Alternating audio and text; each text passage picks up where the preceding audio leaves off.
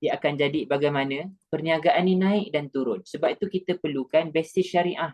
Kalau kita naik, kita rasa bersyukur pada Allah. Bila kita jatuh, kita jauh daripada Allah. Ini bukan nilai yang kita nak kejar dunia semata-mata. Sebab tu hujung dia, paksi dia, hakikat yang kita kejar adalah kemenangan hakikat dekat akhirat. Kita tengok ada kisah. Saya mulakan dengan kisah untuk kita nak tengok sebelum kita pergi kepada kisah Ortogol Ghazi. Latar belakang pendidikan saya, kalau saya boleh cerita sikit, saya pendidikan Islam dalam sirah ataupun dalam sejarah Islam.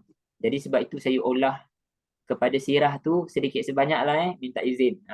InsyaAllah untuk syariah tu nanti kita serahkan kepada Al-Fadil, Bapak Dr. Abdul Rahman Misno. Itu memang bidang dia lah. Dan bidang saya akan ceritakan bagaimana pendidikan basis syariah yang berjaya ditanam terhadap legasi yang Rasulullah telah bina kepada sahabatnya. Kita tengok Rasulullah SAW bila beliau berniaga bersama dengan Maisarah. Maisarah ni waktu zaman bila? Waktu ketika Rasulullah SAW bekerja di bawah Khadijah radhiyallahu anha. Belum lagi menjadi isteri kepada Rasulullah. Pernah Rasulullah sangat banyak, modalnya kembali keuntungannya luar biasa. Sehingga Maisarah kita dapat keuntungan yang dia boleh ambil. Nak ceritanya Rasulullah memang berbasiskan entrepreneur. Dia bina, dia membantu majikan dia jadi yang terbaik. Dia tidak curang dalam mendapat manfaat. Maisarah terkesan. Sehingga akhirnya ada orang ceritakan kebaikan. Itu entrepreneur. Usahawan, dia jaga akhlak, dia ada nilai walaupun mungkin rugi. Tetapi dia telah menampakkan basis tu dia jaga, orang suka. Kemudian kita cerita tentang Khadijah radhiyallahu anha. Di dalam Islam, dalam sirah, ada pada tahun yang ke-7 sampai tahun yang ke-10 ketika Islam COVID. Kita katalah pandemik.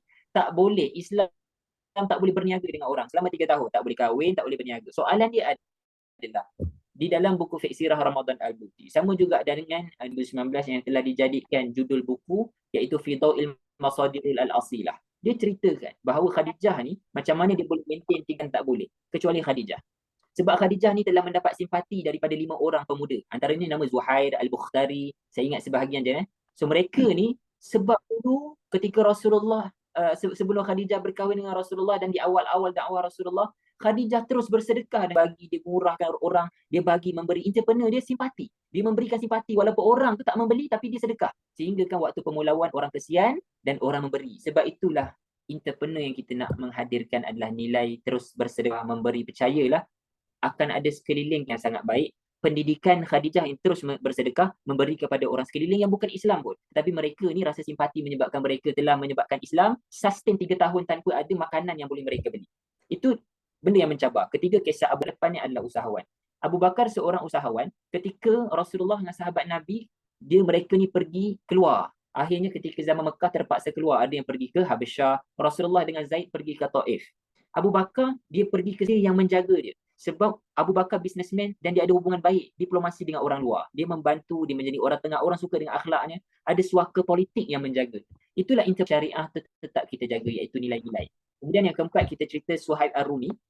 Suhaib Ar-Rumi ni adalah sahabat Nabi ketika dia hijrah. Apa jadi? Ketika dia berhijrah sebelum di Mekah, adalah dia seorang datang dengan hamba. Dia datang menjadi hamba. Kemudian bunyi ada bergema. Okey, terima kasih kepada organizer. Okey. Bila sampai sahaja di Mekah, Suhaib ni daripada seorang hamba, dia telah menerajui perniagaan dan dia untung. Ketika dia nak berhijrah ke Madinah, Suhaib Ar-Rumi tidak dibebaskan kecuali dengan syarat kena bagi tidak gadai prinsip Islam dia dalam hijrah ilallah. Sebab tu kita nak entrepreneur ni, kalau orang berniaga dia nak untung, dia akan nampak nilai perniagaan dunia. Tapi pada entrepreneur yang ada basis syariah, yang ada pendidikan Islam, contoh-contoh adalah sahabat-sahabat Nabi.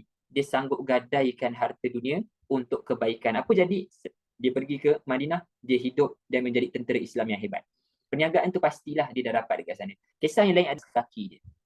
Bila dia pergi ke Madinah, modal tak ada, dia minta untuk nak pinjam tali unta. Apa orang kata dekat dia? Saya bagi. Abdul Rahman kata, saya tak nak, saya nak usaha sendiri. Saya nak pinjam, nanti saya akan bagi balik. Sebab itu sifat entrepreneur ni adalah, dia fikir untuk dia nak bersedekah, dia nak bagi kat orang. Walaupun dia layak untuk nak dapat. Tapi dia fikir, aku ni boleh buat, boleh berusaha, kemudian dia dapat keuntungan, dia boleh pinjam, dia berhutang, dia akan lunaskan sesegera mungkin. Itulah pendidikan yang telah melahirkan Khadijah yang demikian, Abu Bakar yang sangat berakhlak, Suhaib dia ada, Abdul Rahman dia langsaikan hutang-hutang dia dan dia nak berdiri atas diri kaki dia sendiri. Itulah pendidikan yang berjaya dibina oleh terhadap sahabat-sahabat Nabi. Dan kisah yang terakhir adalah kisah Ertugrul Ghazi. Ketika saya pergi ke Turki tahun lepas, saya mendengar kisah ini. Kalau kita ada 7 khalifah, khalifah yang ke-7 zaman Turki Osmaniyah adalah Sultan Osman Ghazi. Ayah kepada Osman Ghazi ni adalah Ertugrul Ghazi, nama yang sekarang ni. Apa yang dibuat ketika mana di awal-awal asas nak mengasaskan, dia hanya menjadi seorang peniaga dekat dia punya bazar. Sampai ke Malaysia kita guna bazar Ramadan kalau di Malaysia lah. Saya nak ceritanya kesan Islam daripada Turki Osmaniyah sampailah ke Malaysia. Huruf Ca, kalau ada huruf Ca dalam tulisan Jawi pun sebenarnya datang daripada Mehmet Chalabi. Chalabi itu adalah khalifah Turki Osmaniyah yang kelima. So nak ceritanya kesan dakwah daripada Turki Osmaniyah bahawa Islam telah sampai ke Nusantara kita. Memang itulah proven Ghazi ni. Ketika dia tengah bangunkan pasar, apa jadi? Pasar-pasar sekeliling dia, pasar ni kedai-kedai kecil, semua berniaga dengan ada riba dan juga penipuan. Letak dia bagi satu je. Sangat tidak adil. Ertugrul Ghazi dia fikir macam mana nak buat ni. Apa yang dia buat? Dia telah mencari seorang Syekh Edebali. So nak ceritanya ulama sehinggalah kedai dia terjaga, ada orang nak buka kedai macam dia. Jujur, amanah yang dipandu oleh seorang ustaz. Kemudian berkembang dia ada Akademi Ertugrul Ghazi yang dipandu oleh Syekh Edebali ni. Akan dididik di dalam kelas selama latihan praktikal selama 3 bulan ke 6 bulan. Nak mengambil pendidikan sebenar berbasiskan syariah. Sehingga akhirnya berubah bazar yang besar tu, Ertugrul Ghazi dia beli bazar yang sebelah di daerah bernama Osman yang sangat soleh sebabkan dapat pendidikan daripada ayah yang berbasiskan syariah dan dia melihat perniagaan tersebut bukan sekadar berniaga tapi entrepreneur. Dia melahirkan orang terkesan hasil perniagaan dia. So begitulah kalau kita tengok kisah-kisah ini real berlaku di dalam sejarah dan dia boleh kembali balik seperti hari ini. Syarat dia perlukan pendidik nak jadikan contoh dan kita perlukan berbasis syariah yang ada pendidik yang mengajar kepada kita.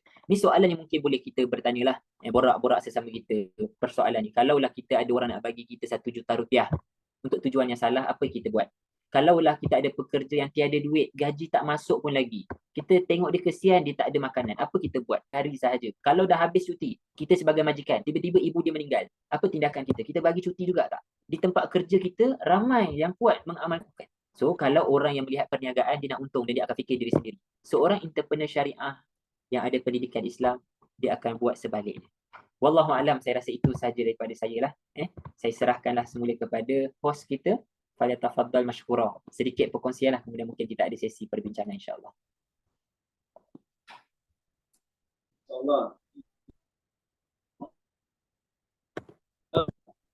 Menarik, Dokter, tadi yang disampaikan, Masya Allah, dari kisah Rasulullah SAW dengan Maisarah, kemudian para sahabat yang lain, dan juga tadi Abdurrahman bin Auf ya Dokter, juga kisah dengan Syekhnya Edebali. Ini baru nih ya. Apa namanya, Muhammad Al-Fatih ya. Ini ketika pendidikan itu dapat memunculkan orang-orang yang jujur, amanah, ya, kemudian mampu berniaga atau berwirausaha, usahawan.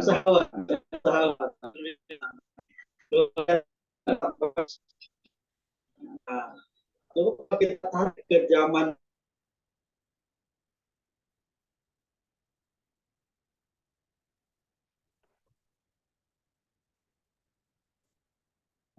tidak dengar.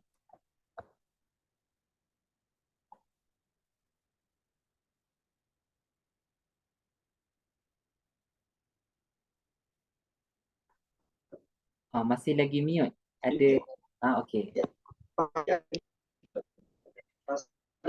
Yang muncul dari apa namanya, dari kalau kita tarik ke konteks yang sekarang, nah ini kira-kira kendalanya apa nih untuk yang dihadapi oleh pendidikan sekarang, ya, agar setelah lulus dari pendidikan di perguruan tinggi itu mampu membuat bisnis, berentrepreneur, kemudian mahasiswa itu punya jiwa entrepreneur yang amanah, gitu. Ini apa yang harus dilakukan nih Pak Dokter? Baik, terima kasih kepada Bapak Rendra atas soalannya. Tadi saya hilang awal-awal tadi, tapi saya faham kat ujung-ujung soalan tadilah. Soalan dia adalah, bagaimana kalau mahasiswa itu apabila dia keluar daripada universitas, dia masih lagi boleh kekalkan seorang entrepreneur yang jujur, yang amanah, begitu ya soalannya? Ya, betul. Baik, pertamanya Alhamdulillah kita ni daripada kalau sana ada SD kan, SMP, ada universitas. Kalau di Malaysia ni sekolah rendah, sekolah menengah, universitas. Itu apa maknanya? Itu adalah pendidikan dan kita masih lagi terkawal. Pendidikan kita terpaksa masuk dalam sistem tetapi kita pilih sistem yang mendidik kita. Cuma bila selepas habis umur 25, misalnya umur 25 masuk ke alam pekerjaan, kita akan survival sampai umur 62 kalau kita meninggal umur 62 lah. Maknanya bekalan pendidikan daripada sekolah rendah, sekolah menengah, adakah telah cukup? Kalau cukup, Imam Syafi'i tak perlu nak belajar jauh-jauh, dia pergi jumpa dengan Imam Maliki. Kemudian dia pergi kepada Imam Ahmad bin Hanbal. Jawapannya adalah bila kita dah habis belajar, kita kena terus belajar. Kena ada pendidikan sama ada kita sambung lagi pengajian kalau kita mampu ataupun pergi ke kuliah-kuliah antara maghrib dengan isyak. Hari ni kita ada kuliah seperti ini online, free saja. Oh bagus ni, boleh follow page ini FB. Boleh. Sebab dia memberikan ilmu dan kita boleh tengok semula. Kita perlukan lagi ilmu-ilmu berterusan supaya kita terus terpandu. Dunia makin mencabar, macam-macam skamer yang berlaku dekat dunia ni. Jadi kita kena ada ilmu untuk nak menghadapi, tahu hukum, apakah peranan kita. Itu satu. Maksudnya kita terus kena belajar, tidak boleh berhenti daripada belajar. Itu yang ulama-ulama mendidik sahabat Nabi walaupun dah habis Mekah, pergi ke Madinah, dia orang masih lagi ada pendidikan, ada tarbiyah. Kalau dulu di Mekah kita biasa dengar rumah Arkam bin Abi Arkam. Soalan dia, adakah rumah di Madinah ada rumah Arkam bin Abi Arkam? Jawapannya adalah ada. Cuma tidak dipanggil rumah Arkam bin Abi Arkam lah. Arkam bin Abi Arkam ada anak bernama Zaid bin Al-Arkam. Tapi nak ceritanya, ada seorang sahabat Nabi namanya, dia kata apa? Ijlis bina nu'min sa'ah. Itu Madinah. Dah ada negara Islam. Masih lagi kena duduk sejenak kita beri ada khutbah. Di Madinah kita ada. Maknanya setiap minggu ada lagi nasihat-nasihat yang berterusan. Sebab itu kalaulah kita boleh linkkan dengan majlis agama Islam di tempat-tempat kita, kuliah dan juga khutbah Jumaat kena relevan, kena sesuai dengan isu-isu semasa rakyat kita. Kalau isu tentang Palestin, kena cerita tentang Palestin. Jangan cerita kepada masyarakat kita. Itu contoh satu. Maksudnya berterusan pendidikan. Kedua, kita kena ada circle ataupun kawan-kawan yang boleh mendidik kita. Seperti ini. Sebab tu kita tak perlu Bapak Rektor kan, Kaimuddin, memandu daripada atas. Ada yang tengok bahan-bahan nak mendidik kita. So nak ceritanya, kita perlu kawan-kawan sekeliling yang membantu. Dan pastinya kita perlukan masyarakat yang boleh support kita. Sebab itu kita terus kena ada contoh. Kalau siapa yang keluar daripada siaran ni, sekurang-kurangnya kita lah menjadi contoh entrepreneur usahawan yang sebenar. Supaya ada orang bila nak buat salah, dia kata, orang tu jujur, aku nak ikut seperti dia. Dalam keadaan dunia hari ni tak ramai yang buat macam tu. Percayalah, orang yang soleh, yang baik ni, mesti nak cari orang yang baik juga. Sebab itu, biarlah kita jadi usahawan entrepreneur yang Islam, yang jujur, amanah. Percayalah, legasi kemudian ada yang ramai yang akan ikut kemudiannya. Bermula dengan diri kita. Wallahu'alam. Allah bersuara, Masya Allah. Satu lagi. Satu pertanyaan terakhir. Terima kasih. Karena tema kita itu menggagas pendidikan kewirausahaan berbasis syariah. Ya. Nah, dari Bapak Dokter nih apa nih ide gagasannya? Sedikit saja. Wah, dia minta gagasan. Gagasan. Idea. Okeylah, idea saya begini. Sebab saya melihat sirah mungkin dari sudut orang bidang hadisnya lain, psikologinya lain, doktornya lain, ataupun bidang syariah tu pun berbeza. Kalau saya melihat sejarah ataupun sirah, model yang saya akan bawa adalah kita kena ada tim. Kenapa saya kata begitu? Sebab Rasulullah SAW di awal-awal, bila dia bawa Islam, dia target 4 orang sahaja dahulu. Iaitu siapa? Khadijah Khadijah isteri dia. Kemudian orang dia terpercaya Abu Bakar As-Siddiq. Kemudian dia cari orang muda Ali ibn Abi Talib. Kemudian dia cari hamba yang boleh taat dengar, iaitu Zaid ibn Harisah. 4 orang ni yang boleh mendukung inspirasi dia. Kemudian dia turunkan kepada orang-orang yang sama, yang boleh faham, yang boleh buat apa yang dia nak. Seperti kita di universitas. Kalau rektor percaya kepada rakyat dia yang sangat ramai ataupun pelajar dia, dia pasti nak cari pensyarah yang boleh bawa apa yang dia nak. Dan dia tak ambil ramai. Mungkin awal-awal dia akan cari kawan-kawan yang boleh membantu dia, yang boleh turunkan apa yang gagasan yang dia nak. Jadi daripada situlah mudah untuk nak laksanakan ke bawah. Kalau di negara pula, kalau kita ambil negara, Perdana Menteri, kita ada bapa presiden kalau di Indonesia ya. Bapa di sana atau di Malaysia kita panggil Perdana Menteri, dia akan cari kabinet-kabinet yang boleh bersama dengan dia, tim dengan dia. Daripada situlah mudah untuk nak laksanakan. Kemudian dia akan bercambah baik ke bawah. Itulah model, kalau saya bawa model syariah untuk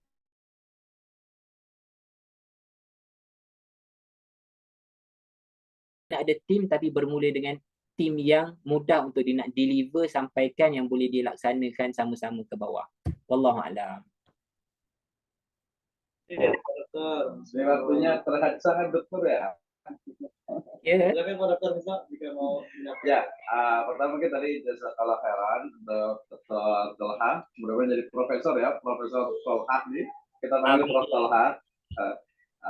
Baik, ini menurut saya menarik sekali memang ya. Sebenarnya kita mau bandingkan antara pendidikan Islam yang ada di Indonesia dengan yang ada di Malaysia ya, tapi karena mungkin waktunya waktunya terbatas, sehingga mungkin insya Allah next time ya kita boleh discuss lagi. Terutama saya sendiri peminat sejarah gitu ya, khasnya kok sejarah di Nusantara gitu ya, sehingga saya sangat terpukau dengan misalnya kami di Bogor, ini adalah satu wilayah di Sunda Kelapa yang ada adalah Kesultanan Banten. Di Kesultanan Banten itu dengan sistem ekonomi baharinya, ternyata di London sana, di salah satu sungai di London itu ditemukan poin-poin emasnya Kesultanan Banten. Ini menjadi satu inspirasi buat kita untuk bahwa ekonomi khasnya, ekonomi syariah itu memang mesti maju berkembang. Nusantara ini mesti maju lah. Nah, kita mulai, we start with education. Kita mulai daripada pendidikan. Specifically, Nah, mudah-mudahan next kami kebetulan di State Sirajul Falah ini memang satu university yang khas untuk Islamic education, dan insya Allah akan juga buka Islamic Economic Department. Ya, bila ada masuk kita berikan keynote speech-nya di tengah nih kepada rektor kita, our rektor Bapak Kaimuddin, untuk memberikan ini yang saya kembalikan dulu. Pertama, jazakallah khairan, terima kasih untuk Prof. Tolha ya. Mudah-mudahan masih ada masa sedikit lah untuk mendengarkan keynote speech-nya. Baik, Ustaz Kaimuddin sudah siap? Ustaz? Masya Allah. Silakan Ustaz untuk memberikan keynote speech ya, Masya Allah, tentang program kita siang hari ini.